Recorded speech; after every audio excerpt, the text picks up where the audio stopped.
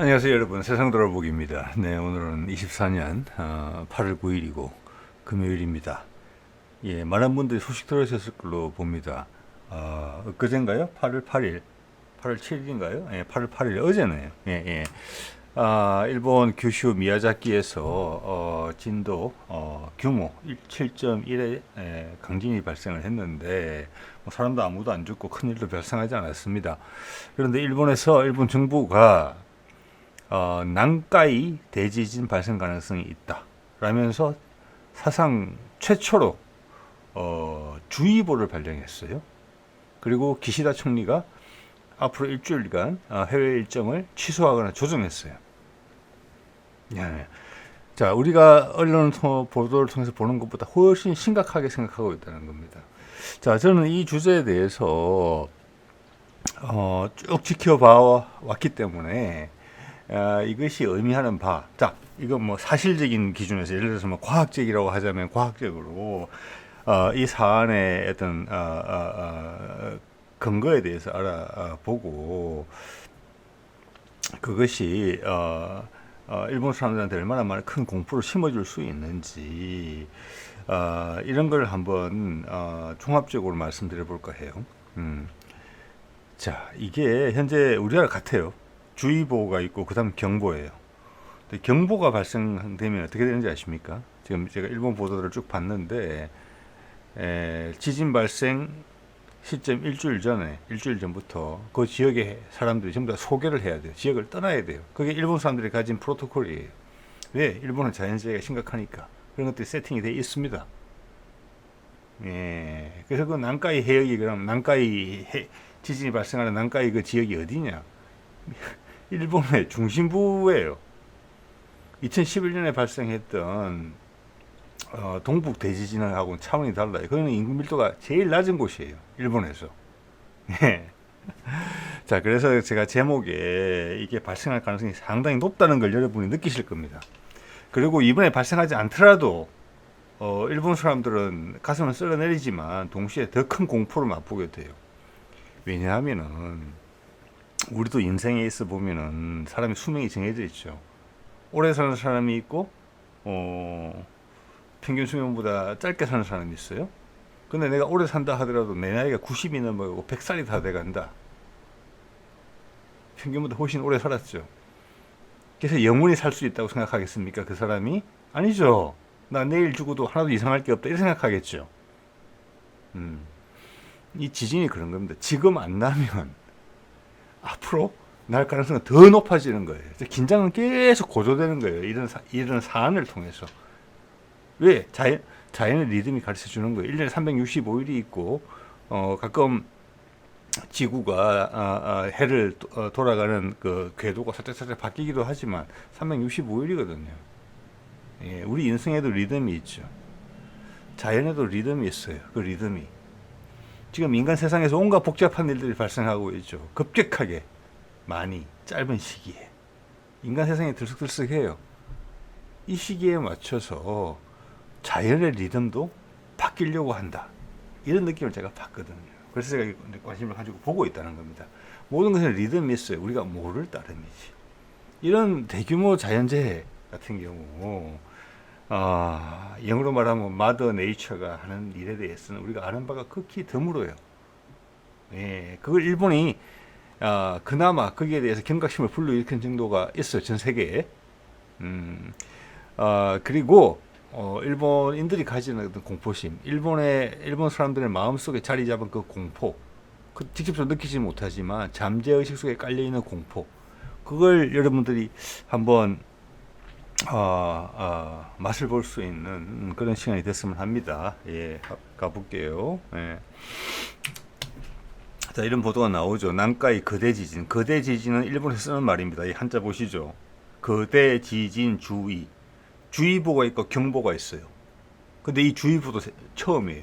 사상. 아까 말씀드렸죠. 경보가 내려지면은 사람들이 집을 다 버리고 도망을 가야 돼요. 그 인구 밀도가 높은 지역에서. 자, 그래서 관련 지자체들이 대비에 들어갔다. 지진이 날 수 있다는 거예요. 향후 일주일 안에 그 가능성이 제일 높다는 거예요. 단기적으로. 예. 자, 난카이 거대 지진이 발생을 하게 되면은, 어제 미야자키에서 발생한 거는 진도 7.1이에요. 규모. 뭐, 사람도 아무도 안 죽었어요. 건물이 좀 많이 흔들렸죠. 일본은 거기에 준비 태세가 좋으니까. 난카이 대지진이 일주일 내에 발생하게 된다면 그 규모는 8.8이 넘어갈 거다. 8과 7은 천지 차이입니다. 7, 8, 뭐 진도 5, 뭐 이런 거 규모 5 이런 거는 로그 스케일이거든요. 로그 10. 그러니까 규모 1과 규모 2는 10배 차이예요. 2배가 아니고. 그것도 과거에 지진을 기록하든 지진파를 기록하든 그 지진파가 얼마나 팍 올라가느냐 이걸로 이제 계산을 한 거거든요. 근데 실제 에너지는 30배가 넘어요. 차이가. 그래서 진도 7의 지진과 8의 지진은 에너지 차이가 30배가 넘는다는 겁니다. 엄청난 거죠. 자, 진도 9가 되면 7에서 어떻게 되는 겁니까? 최소한 30 곱하기 30이 되는 거예요. 네. 엄청난 거죠, 그게. 그래서 지난번에 동북 대지진 발생했을 때 진도 9였어요. 그래서 원자력 발전소가 망가진 거 아니겠습니까? 예. 자, 이번 거는 발생하면 더 심각해요. 인구 조밀 지역에서 발생할 거거든요. 그리고 이것은 후지산의 분화로도 연결될 수 있어요. 후지산 바로 밑이 어딥니까? 동경이에요. 이 난카이 거대 지진은 제가 제목에도 적었지만 32만 명이 사망할 수 있어요. 최소 일본 정부의 예측이에요. 누가 뭐 이상한 소리 하는 게 아니고 최소 32만 명 사망이에요. 그 경제적 피해는 상상할 수 없을 거예요. 이 지역에 32만 명이 사망자가 발생하면 일본의 핵심 지역이거든요. 그리고 다 해안에 모여 있잖아요. 사람뿐만이 아니라 산업시설들도. 이게 진짜 발생을 한다면 일본이 회복하기 어려운 큰 타격을 받을 수 있다. 자, 그러면 세계 구도에도 영향을 미치겠죠. 일본이라는 나라의 영향이 엄청나게 위축될 겁니다. 그리고 탈출하려고 할 것이고. 예, 보겠습니다. 자, 24년 8월 8일 어제죠. 미야자키에서 발생한 지진입니다. 예, 이제 멀리 갈수록 이제 규모가 떨어지죠. 이거를 발생했는데 아까 말씀드린 것처럼 아무도 안 죽었어요.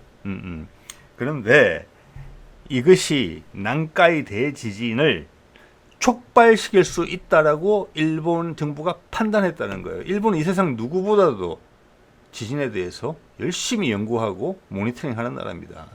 그렇죠? 이것이 난카이 대지진의 전조가 될 수 있다라고 판단이 섰기 때문에 주의보를 내린 거고 기시다도 해외 출장을 취소하거나 조정한 겁니다. 자, 이건 일본 정부의 발표예요. 규모 8 이상이에요. 이 정도면은 이게 향후 일주일 내에 발생할 가능성이 가장 높다는 거거든요. 확률로 봤을 때. 예, 물론 아무 일도 없이 지나갈 확률이 훨씬 더 높습니다. 어디에서는 0.2%, 일본에서 0.2% 이야기 하더라고요. 그런데 다른 지질 전문 사이트에서는 10%, 20%까지 이야기하는 곳이 있어요.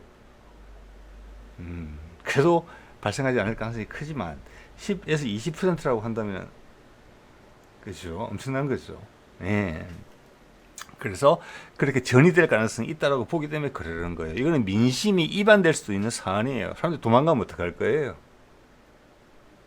지진 날 게 확실하다 싶으면 여러분 재산 처분해서 검으로 바꾸어서 비행기 타고 외국으로 떠고 싶지 않겠습니까? 그럴 수 있다는 겁니다. 그게 우리와는 전혀 다른, 가깝고도 먼 나라인 일본이 우리와는 전혀 다른 환경 속에 살고 있다는 걸 가르쳐 주는 거예요.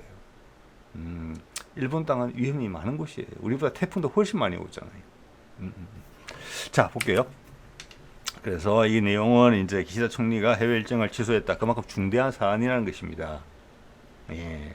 그렇지만 국민들한테 알려야 되죠. 그들의 생명과 목숨을 가급적 많이 지켜야 되니까.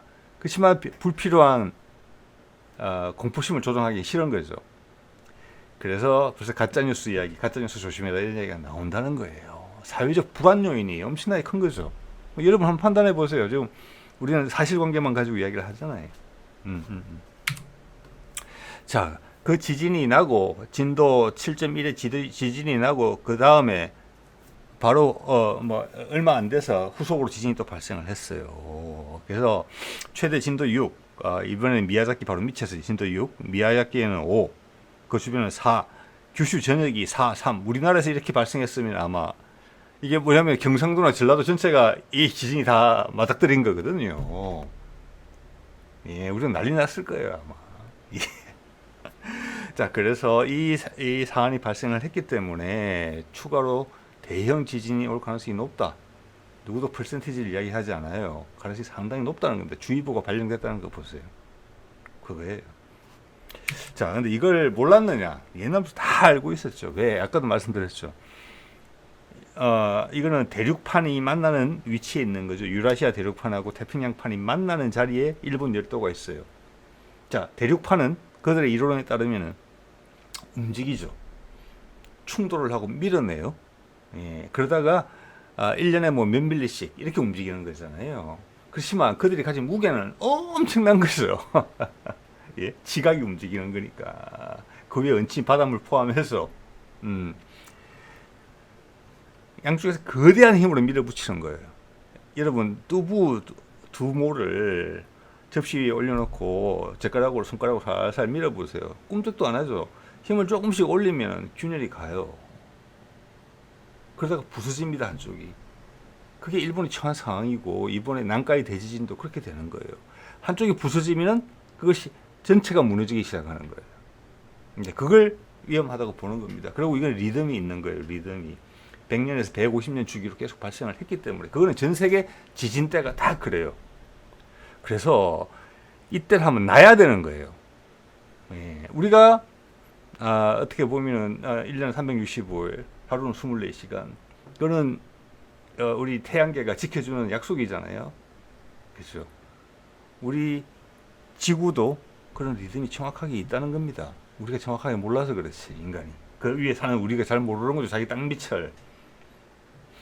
그래서 이 난카이 대지진 뒤에 데이터 제가 보여드리겠습니다만은 평균 주기가 100년에서 150년이에요. 그럼 지각이 안 움직이느냐? 아니에요. 여기서는 하루 24시간 1년 365일인 것처럼 지각은 항상 같은 힘으로 어마한 힘으로 서로 부딪히고 있어요. 네. 그런데 100년에서 150년 되면 그 축적된 에너지를 더 이상 지각이 견뎌내지를 못해요. 마찰력으로 버티고 있는 거거든요. 삐끗하는 거예요. 에너지가 누적이 되니까. 그러면 큰 지진이 났어요. 그게 난카이 대지진이에요. 그게 100년, 150년 주기거든요. 지진이 안 나면 어떻게 됩니까? 여러분. 그 말이 의미하는 것은 지각이 움직이지 않느냐 그러면 충돌하지 않느냐? 아니에요. 그래서 지진이 나지 않는 게 더 무서워요, 사실은. 왜? 에너지가 더 축적된 형태로 지진이 발생할 거거든요. 그러면 더 대형 지진이 온다는 거예요. 한번 걸르게 되면. 그리고 오늘 보시면 아시겠지만 전반적으로 일본에서 큰 지진이 발생하는 빈도가 짧아지고 있어요. 빈도가 짧아진다기보다는 간격이 짧아지고 있어요. 그 일본 사람이 잘 알고 있어요. 그래서 불안해하는 겁니다. 그래서 이런 기사가 나왔던 겁니다. 이거는 옛날 KBS 쪽에서 다큐 같은 건데 2014년 방송분이거든요. 그때 이 내용이 뭐라고 되어 있습니까? 이게 14년 전에 나온 이야기겠지만 14년이라고 할게요. 지금부터 10년 전. 대지진 확률이 규슈 전체에 향후 30년 내에 발생할 가능성이 30에서 42%다. 모든 데이터를 종합해서 이야기하겠죠. 제가 말하는 수준보다 훨씬 깊은 거겠죠. 30에서 42%다. 이게 오늘 말하는 지금 주의보가 나온 단가의 대지진 그겁니다. 근데 향후 30년이었는데 지금 뭡니까? 향후 20년 된 거예요. 아직 발생 안 했으니까. 이번이 그럴 수 있다는 거예요. 자, 그때 그래픽을 여러 그래픽이 있는데 이 그래픽이 그 당시에도 그래픽 제일 예쁘더라고요. 이게 난카이라는 게 일본말로 우리말로 하면 남해입니다. 남해. 난카이 지역의 지진 발생 가능성이 높은 곳을 표시한 것이에요. 자, 빨간색일수록 가능성이 높은 곳이겠죠. 저기에요, 바로. 이 남쪽의 경계선이 뭐냐면은 이 아시아 대륙판하고 태평양판이 만나는 곳이에요. 지진 활동이 많은 것이에요. 그래서 막 양쪽이 만나니까 한쪽은 밀고 들어가고 한쪽은 밀려 올라가는 상황이에요. 일본이 밀려 올라가는 쪽이에요. 그래서 이게 해구가 형성되어 있는 거예요. 해구가 지각 활동을 따라서. 근데 아시겠지만 저기 동북 지방은 인구密도가 낮은 곳이에요. 이 지역에 뭔가가 발생을 하면은 이게 후지산의 분화로 연결될 수도 있고 도쿄 지역 다 영향을 받아요. 예, 어디에 발생하느냐에 따라서. 그렇기 때문에 이거는 차원이 다른 이야기예요. 그래서 동북 대지진 때는 2011년 때는 한 2, 3만 명밖에 사망 안 했지만 이번에는 32만 명이라잖아요. 최소한. 경제적 타격은 어떻게 했습니까? 그때도 일본 힘들었거든요. 동북 대지진 나고도. 지금은 나라의 운명이 어찌 될지 모른다. 이렇게 생각할 수 있을 정도예요. 자, 여기서 한번 말씀드리고 싶은 부분은 여기 미야자키에서 났는데 미야자키는 끝단이죠. 이것이 한번 균열이 생겼다는 거예요. 지금 큰 지진이. 그리고 이 라인을 따라서는 에너지가 지난 한 100년간 아니, 지난 70에서 한 100년간 쌓여왔던 에너지가 지금 누적이 돼 있는 상태예요. 양쪽이 힘을 꽉 쓰고 있는 거예요. 근데 한쪽이 뭐냐? 씨름꾼이 양쪽이 엄청난 체력을 소모하면서 버티고 있는 그런 경우 여러분 보시잖아요. 근데 한쪽이 발목이 탁 꺾인 거예요. 그 강력한 힘의 균형 속에서. 우리가 보면은 멈춰 있는 것 같지만 땀을 뻘뻘 흘리고 힘을 엄청나게 쓰고 있는 거거든요. 지금 두 대륙판이 그런 거예요. 근데 한쪽이 발목이 삐끗했어요. 그러면 전체적으로 다 무너져야 되잖아요. 무너지게 되잖아요. 그 이야기를 일본 사람들이 하고 있는 거예요. 그래서 하고 있는 겁니다. 그래서 주의보를 발령한 거예요. 그 지진의 여파로 난카이 대지진이 촉발될 수 있다. 그간 쌓여왔던 에너지가 폭발할 수 있다. 이런 이야기를 하는 겁니다. 네. 자, 이게 나오죠. 여기 보면 이제 테레동 비즈 데이터에 일본 정부가 2013년에 추산했어요. 난카이 대지진이 발생하게 되면 최소 32만 3천 명이 사망한다. 예. 이거는 동일본 대지진, 아까 동북 대지진 2011년보다 17배 정도 많을 거다. 왜? 인구 밀집 지역이니까. 인구만 밀집되어 있습니까? 산업시설도 밀집되어 있죠. 경제적 타격은 엄청날 것입니다. 예. 일본은 이걸 걱정하고 있어요, 지금. 자, 그때 쓰나미가 밀려왔을 때는 동일본 대지진 때는 대부분이 어촌 마을이었어요. 여기는 뭡니까? 산업항이에요. 그리고 이 끝단에 바로 오른쪽이 뭐냐? 나가사키하고 동경만이에요. 그 위에 후지산이 있고 후지산의 분출은 이 지역의 지진에 큰 영향을 받게 돼 있어요. 후지산에 지금 화산도 분출이 이미 됐었어야 되는데 큰 분출이 한번 발생했어야 되는데 그것도 이미 시간을 넘기고 있어요 지금. 그래서 일본 사람들이 걱정을 크게 하고 있는 겁니다. 왜? 그 에너지는 그간 쌓여 살살살 뽑아줘야 되는데 에너지를 그 에너지가 빠져나갈 구멍이 없이 계속 쌓였다. 옛날보다 훨씬 큰 지진이 올 수 있다. 이런 경고는 옛날부터 있어 왔거든요. 체념적으로. 그래서 일본 사람들의 마음씨하고 한국 사람들의 마음씨는 상당히 많이 다릅니다. 특히 자연을 대하는 태도가. 예, 우리는 우리 땅을 무서워하지 않아요. 삼천리 금수광산이라고 이야기하잖아요. 제가 봤을 때 일본 사람들은 뭐 벚꽃 좋아하고 후지산 좋아하지만 삼천리 금수광산 그런 표현을 마음으로부터 우러나와서 쓰지는 않을 거라고 생각합니다. 왜? 항상 지진이 발생하거든요. 제가 한 10여 년 전에 일본 동경에 출장을 간 적이 있었습니다. 밤에 자는데 제가 잠이 깰 정도로 우당탕거리는 소리가 들렸어요. 그래서 저는 옆방이나 윗방에서 무슨 일이 발생한 줄 알았어요. 예. 그래서 잠이 깰 정도였단 말이에요. 1층으로 내려갔어요, 카운트로. 그랬더니 그때 같이 투숙하고 있던, 뭐 그때 처음 봤죠, 저는. 프랑스에 온 펜싱 팀 친구들이 밖에 나와서 다 한 20명 가까이 우르르 모여 있더라고요. 공포에 질려가지고. 카운트에서 뭐라 그러는지 압니까? 지진이다. 그랬더니, 아무 이상 없다. 올라가서 자라고 그러더라고요. 네. 그런 나라입니다, 일본. 네. 그래서 그런 큰 지진이 발생했기 때문에 저는 제 몸이 그렇게 떨리는 건 처음 봤거든요. 처음 경험해 봤거든요. 땅이 움직이고 건물이 움직이니까. 그래서 뉴스에 크게 날 줄 알았어요. 그렇지 않더라고요. 그 정도 지진은 그게 기억이 정확하게 안 납니다만 진도 4 아니면 6이었어요. 뉴스에 언뜻 지나가는 소리로 나오더라고요. 그냥. 그만큼 자연재해가 많이 발생하는 거예요. 우리는 우리 땅이 날 괴롭힌다, 날 죽인다. 내가 가만히 있는데, 내가 우리 땅을 사랑하는데 이 땅이 왜 나를 해야겠느냐, 이런 마음 여러분 다 가지고 계시잖아요. 일본은 아니에요. 항상 노심초사 불안해하고 하면서 사는 사람들이에요.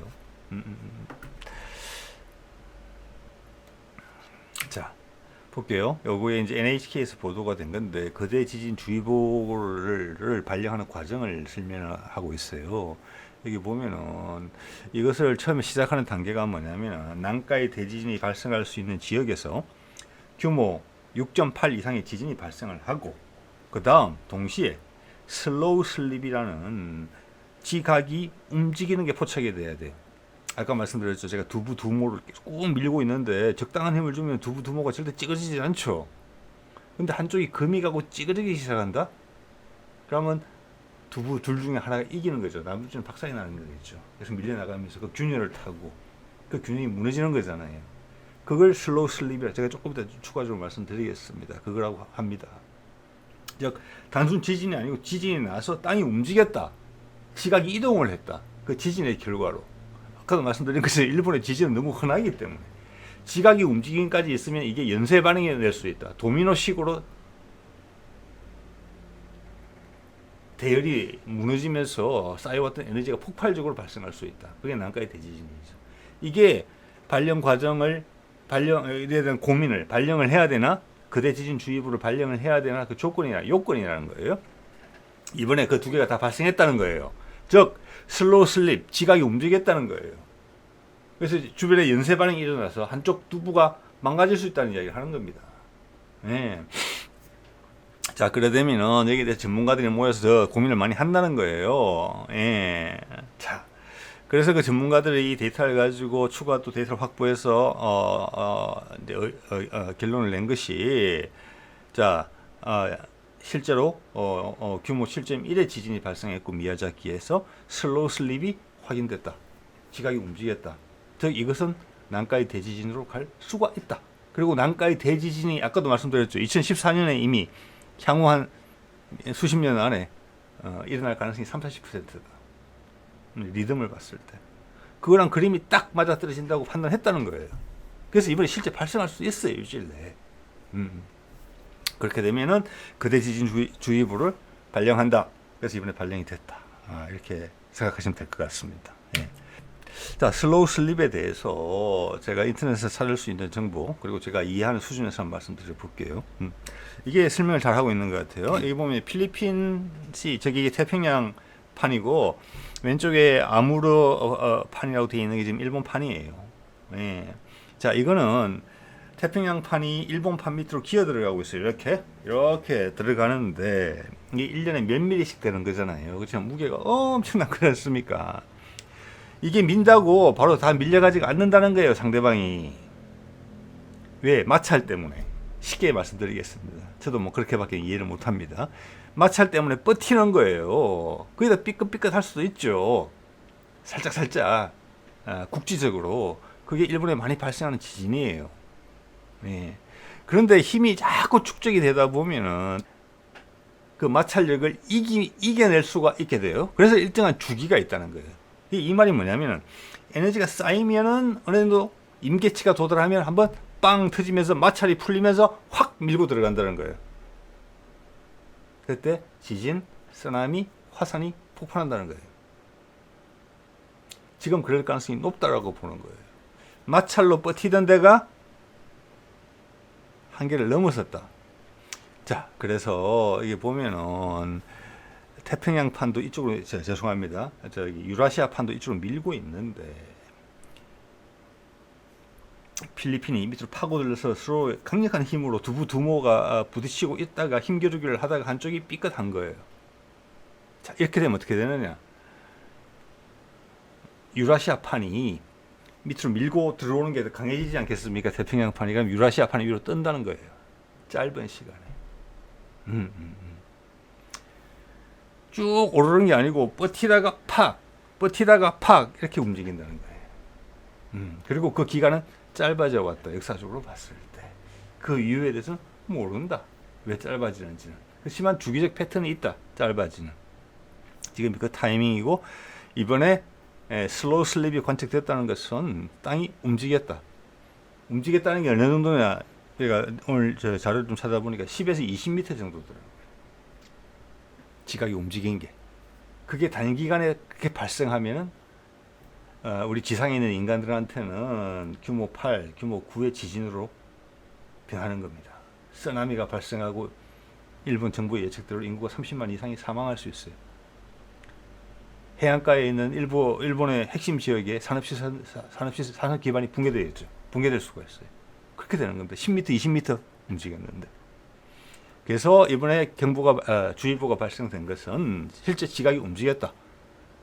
한번 삐끗하고 회복된 게 아니고 따라 움직였다. 즉 한쪽이 무너지면 다른 데가 따라 무너질 수 있다. 이렇게 일본이 판단을 한다는 것입니다. 자, 이렇게 돼서 실제 쿡 밀고 들어 이때가 에너지가 꽉 쌓여 있다가 버티다가 양쪽이 힘이 쌓여진 에너지가 너무 많아서 이 마찰력을 이기고 푹 들어간 거죠. 그러면은 유라시아 판이 뜬다. 하늘 위로. 위로. 몇십 미터 다니겠죠. 그러면은 바다 입장에서 보면은 갑자기 밑에서 불룩한 게 확 올라오는 거예요. 해수면이 상승하는 거예요. 그리고 양쪽으로 밀려나가는 거예요. 바닷 물이. 그게 해안에 도달하면 쓰나미가 되는 겁니다. 예. 이런 초기의 기미를 일본 기상청에서 봤다는 겁니다. 지금 쓰나미는 아주 미약한 수준에서 발생했잖아요. 그래서 가장 큰 것은 지각판이 움직였다는 것이죠. 그리고 이것이 주변에 있는 다른 지각판에 견고한 대오를 흔들게 할 수 있다. 도미노 현상이 발생할 수 있다. 그래서 저쪽에 한 100년 정도 누적되어 왔던 에너지가 짧은 시간에 분출될 수 있다. 땅이 전체적으로 난카이 해구에 있는 땅들이 전체적으로 10에서 20m 움직일 수 있다. 여기서 위로 솟는 거겠죠. 자, 그걸 걱정하고 있는 것입니다. 예. 이거 한번 볼게요. 주기를 정리를 잘 해놨더라고요. 난카이 대지진이죠. 여기 보면 기록이 남아있는 여기 데이터에서 보여주는 것은 1361년에 한 번 있었고, 예.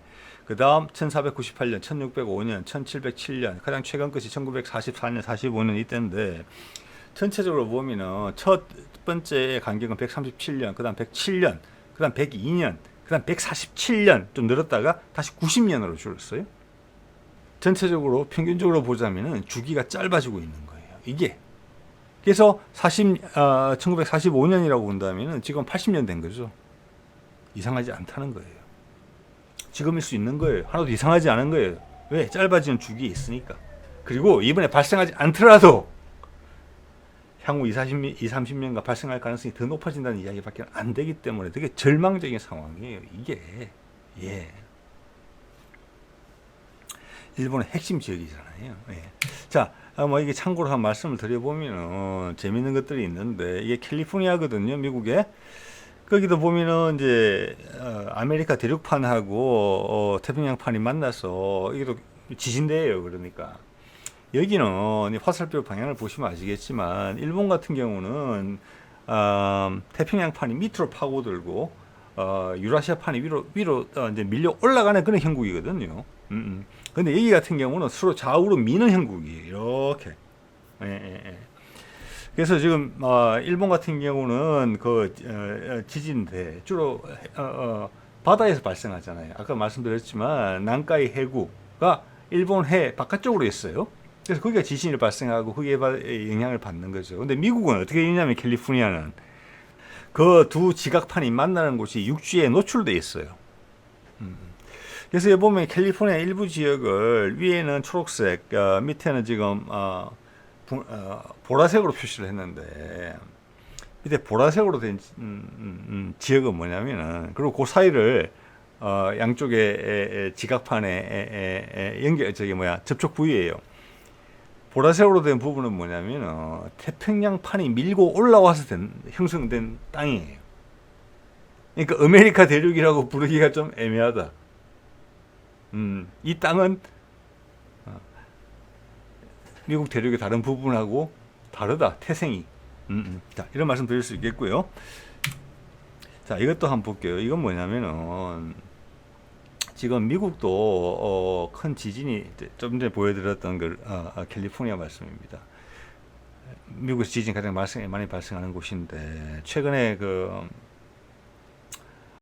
국립공원에 가늘천이 폭발을 일으켜가지고 사람 놀란 적이 있죠. 그래서 좀 약간 이상한 일들이 많이 발생하긴 해요 지금. 이 사진이 보여주는 게 뭐냐면은 해변에 죽은 나무들 밑둥들이 모여 있잖아요. 자, 이것은 뭐냐면은 아까도 말씀드렸죠. 땅이 깔아앉기도 하고 올라가기도 하고 그러잖아요. 지각이 양쪽에 큰 거대한 대륙판들이 부딪히면서 그래서 일본도 솟을 수도 있고 반대로 꺼질 수도 있어요. 두 개가 동시에 발생할 수도 있어요. 지역적 특성에 따라서. 이거는 뭐냐면은 나무 큰 숲이 있었는데 즉 완전히 땅이었는데 지각 활동에 의해서 흘러내려와서 가라앉은 거예요.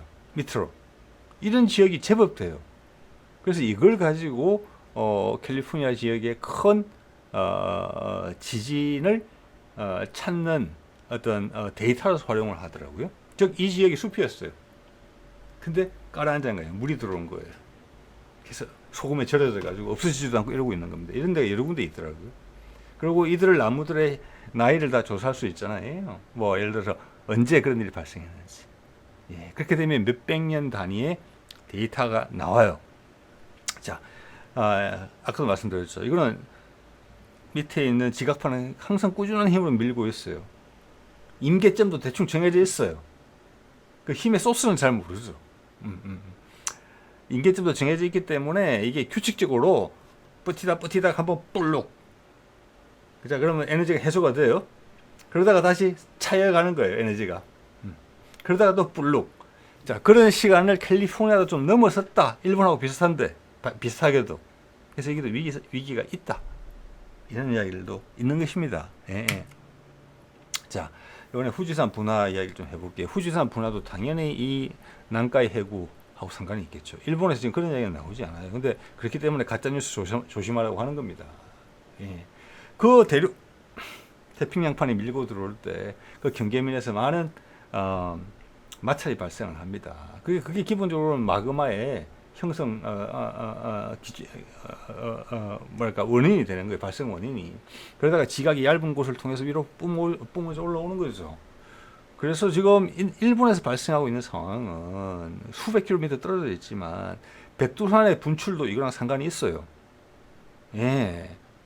즉 한반도에서 발생하는 지진이나 화산 분출도 일본의 난카이 해구에서 발생하는 일의 여파로 발생하는 거예요.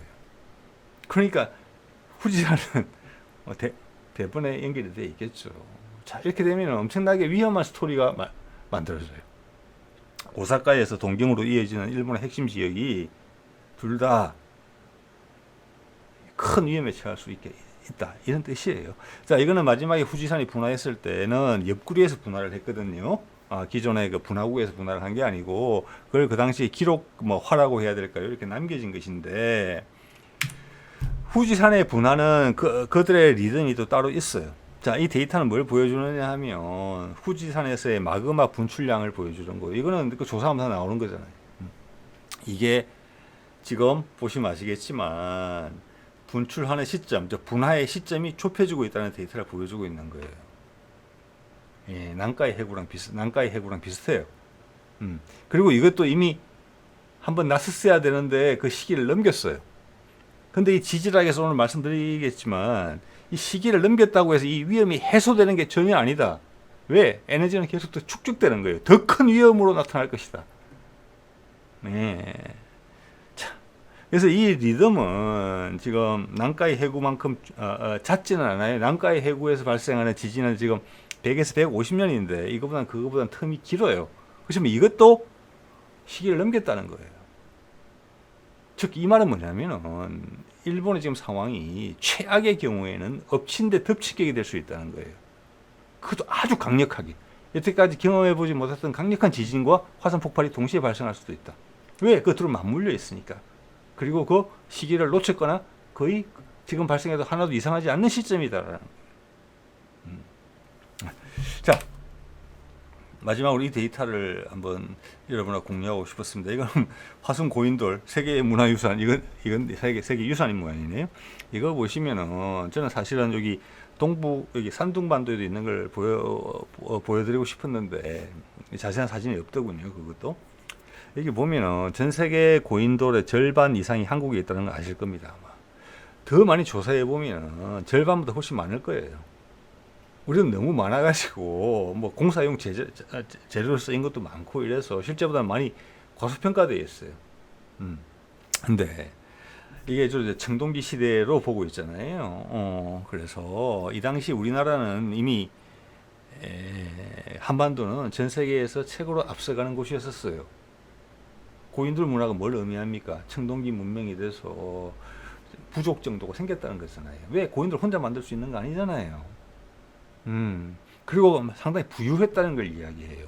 이 좁은 땅덩어리에 수많은 사람들이 살면서 부족장은 큰 고인돌, 일반 사람들은 작은 고인돌, 고인돌이 없는 게 아니고, 네. 그래서 고인돌이 많은 거예요. 즉 문화적으로 엄청나게 성숙되어 있었다는 거예요. 그 핵심은 전남지방이에요. 전남지방 그 다음이 평양이에요. 그리고 일본에서는 어디에 발견되느냐? 규슈. 그리고 만주에 좀 있고 중국에 가장 많은 곳은 산둥반도예요. 이게 뭘 의미합니까, 여러분? 그때 청동기 이 고인돌을 만들던 우리 조상들이 해양성을 엄청나게 많이 가지고 있었다는 겁니다. 그리고 그 핵심은 한반도고, 그러면은 뭐라고 할까? 산둥반도에 있었던 그 세력은 우리와 무관한 세력이었겠습니까? 중국의 독립적인 세력이었겠습니까? 아니죠.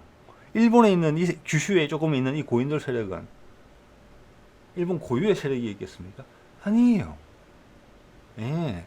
여러분 백제 시대를 몇천 년 정도 과거로 옮겼다고 보시면 딱 맞아요. 이거는 그 당시 거점이고 이 해양을 통해서 서해를 통해서 연결되어 있었던 지역이 한 문화권이었다는 거예요. 네.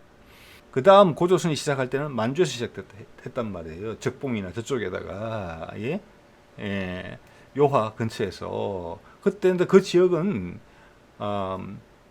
별로 고인돌이 없어요. 자, 그래서 고조선 문명을 이미 만들었던 시점에서는 그건 이제 외래무입에서 유입된 문명하고 토착 문명이 결합한 형태란 말이에요. 왜? 뭐 환인, 환웅 나오고 여기 뭐 웅녀 나오고 호랑이 나오잖아요. 말 먹고 버티는 거. 예. 그 이후로는 고인돌을 그래서 고조선에서 저는 고인돌을 만들었다 이렇게는 보지 않아요, 사실은. 자, 제가 여기서 드리고 싶은 말씀은 뭐냐면은 이게 한 문화권이었다는 거예요, 당시에. 청동기 시대부터 이게 외래 문화가 유입이 되면서 고조선이라는 나라로 자리를 잡았고 이미 청동기 시대부터 고조선은 말할 것도 없고 청동기 시대부터 세계 제1의 문화권이었다는 거예요, 이 지역이. 그리고 우리 조상들이 다 살아봤다는 거예요. 일본도 살아보고 중국도 살아보고 한국도 살아보고 살기가 어디가 제일 좋으냐? 한국 땅이 한반도가 제일 살기 좋더라. 이 사람들이 몇천 년 살았는데 자연재해에 대해서 몰랐겠습니까? 중국의 엄청난 홍수, 일본의 지진, 일주일 출장 가 있는데 지진이 나는 그런 상황이 나라인데. 그래서 그리고 지역적으로 태풍도 적고 그래서 우리 선조들은 그때 이미 여러 군데를 다 살아보고 동북아 환경 속에 더 밑에 내려가면 더 더우니까 살아보고 제일 좋은 곳이 여기다라고 판단을 했다는 겁니다. 그리고 이제 고조선 건국 이후에 위세를 펼칠 때는 중국 해안선을 다 영향력을 미쳤지만 저 월남 쪽까지 마지막에 이제 세가 위축이 돼가지고 한 좁은 근거지로 밀려 들어왔을 때 선택한 것도 역시 한반도였다. 그때부터 풍수지리를 우리는 했다. 수천 년의 경험을 가지고 판단했을 거잖아요. 향후 우리가 잘 안 되면 어디로 밀려갈까? 여기다. 고인돌이 많았던 곳. 그리고 그 토대를 가지고 고조선을 건국했던 곳. 고조선이 들어오면서 이 세력들을 다 아울렀다고 봐야 되는 거예요. 아울렀다고.